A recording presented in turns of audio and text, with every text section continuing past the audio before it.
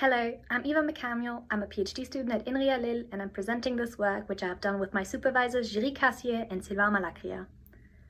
Modern touchscreens often support other inputs than just a simple tap, such as dwell, double tap, or force press. Those other interaction possibilities are usually not visually communicated, since the assumption is that people are already aware of them. For example, dwelling on an Instagram reel pauses it, and double tapping on the recent app button instantaneously switches between applications. However, these inputs are inconsistent across devices and application contexts. For example, YouTube Shorts, TikTok videos, and Instagram Reels do essentially the same thing, but while dwelling on an Instagram Reel pauses it, for TikTok and YouTube Shorts, it brings up a bottom menu. Similarly, the two other buttons in the bottom bar cannot be double tapped. Therefore, even users that are theoretically aware of the input's existence may struggle to identify when it is available and for what. In this work, we investigate how visual signifiers in the interface can improve the communication of what we call in-place single-finger inputs. In-place single-finger inputs are interactions with one finger in one place without moving across the surface, typically tap, dwell, double tap, and force press. First, we create a design space of visual signifier characteristics that may impact the perception of in-place single-finger inputs. Since what you can see is an essential part of signifiers in graphical user interfaces, we consider when and where a signifier is displayed in relation to the interaction.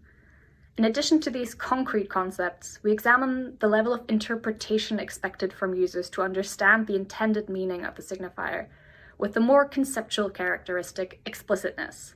For this, we consider signifiers that mirror established digital signifiers, mirror real-world affordances, that are descriptive, and finally, that are explicit and instructive. Exploring this design space, we generated 36 different designs representing combinations of these characteristics. We then examine how the designs and the different visual signifier characteristics they implement influence the perception of interactivity in two user studies. First, we deployed an online survey asking participants about which inputs they considered possible. 32 participants responded to this survey. Their responses suggest that the majority of designs increased the percentage of inputs selected as possible in comparison to a baseline. In the table, the input we had in mind when creating the designs is displayed with a green background, while other inputs are shown in blue. The highlighted values are those where the designs performed better than the baseline.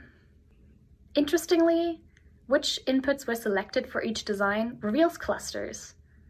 First, a cluster of designs for which tap, double tap, dwell, and force press were all selected. This is not surprising since they all include text alluding to specifically these inputs.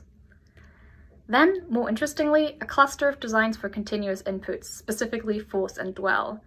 This grouping suggests that they are perceived similarly, leading to designs aimed to communicate one of those inputs being widely selected for both. Another cluster is made up of designs that predominantly communicate double tap, suggesting that discrete input was easier to differentiate. And finally, a cluster of ambiguous designs in which the baseline falls, and a cluster with ambiguous designs with a relatively higher selection of swipe, indicating these designs may suggest movement. Following the online survey, we conducted an interactive laboratory experiment with 24 participants, in which they were asked to interact with a phone featuring the different designs. All buttons had a correct input, which was informed by the results of the online survey. Participants were shown one button at a time, with text at the top of the screen indicating the amount of attempts they had performed for the button in question. When they performed the signified input, they were able to move on to the next trial. While doing so, participants were instructed to make as little errors as possible.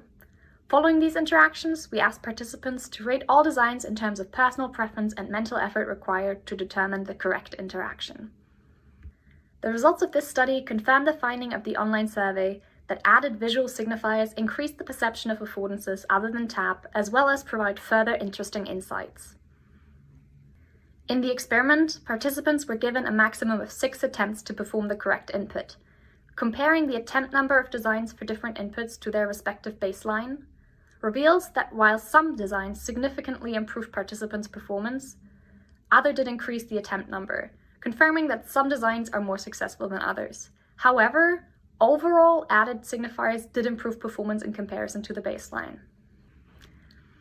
Given that the design space category explicitness aims to categorize how much interpretation and therefore mental effort is expected from the user, we compared the mental effort ratings for the designs grouped according to explicitness level, and found that all explicitness levels performed significantly better than the not at all explicit baseline. Unsurprisingly, explicit and instructive designs required the least mental effort, but notably descriptive designs and those mirroring established digital signifiers performed similarly, with designs mirroring real-world affordances requiring a little bit more mental effort. Examining the personal preference ratings from Study 2 revealed that while most designs received varying preference ratings, they were widely preferred over a complete absence of signifiers. Additionally, there appears to be a significant correlation between personal preference and mental effort, as well as interaction attempts for all three inputs. Notably, there is a higher correlation between preference and mental effort rating than preference and interaction attempts, indicating that increased mental effort impacted personal preference more than actual performance. This suggests that even if signifiers do not significantly improve performance, they may still improve the subjective experience with an interface. These results, as well as the qualitative feedback through the comments of participants, allows us to draw further conclusions. One being that the most successful signifier depends on context and target audience, with preference ratings for the different designs varying between participants.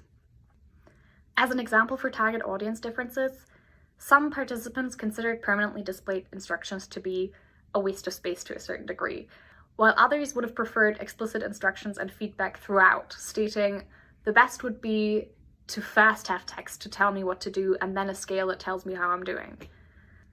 Similarly, participants highlighted the importance of context for them, with several participants saying that they may like certain designs in some contexts, such as a game, while highlighting that they would absolutely hate them if they were their alarm clock. Interestingly, we also identified that existing visual guidance may only work in context, as this design, which is used in Adobe desktop applications as well as their mobile Adobe Fresco app, was not successful in conveying dwell, despite being the only commercial visual signifier we found for dwell. Even worse, half of the participants in Study 1 did not consider the signified interaction to be possible at all, and it was one of the only two designs that, 1, participants did not prefer over the baseline, and 2, that did not reduce the perceived mental effort. A potential explanation may be that the context of a tool menu within an application is as much of a signifier as the visualization itself, and visual arrow depictions only work within this context. This suggests an interesting tandem of visual signifiers and the context in which they are placed. Further, we found that real-world metaphors are particularly successful when signifying less known or ambiguous interactions. Participants commented on the difficulty of differentiating between continuous inputs, but pointed to this design as an exception, stating that, for this one, it's clear that it's time-related in comparison to the scales. This may suggest that for interactions that are less established, leaning on real-world metaphors is particularly helpful. Finally, we found that timing matters more for less established inputs, since there was no significant difference for dwell, while double tap and force designs perform better when displayed permanently, suggesting that less common inputs may benefit from extended visibility. In conclusion, visual signifiers have the capacity to communicate inputs to users where they would otherwise not perceive them. As such, they are a valuable resource in conveying the diverse functionality of modern devices that overload controls in small interfaces. Accordingly, signifiers should be explored further. Thank you.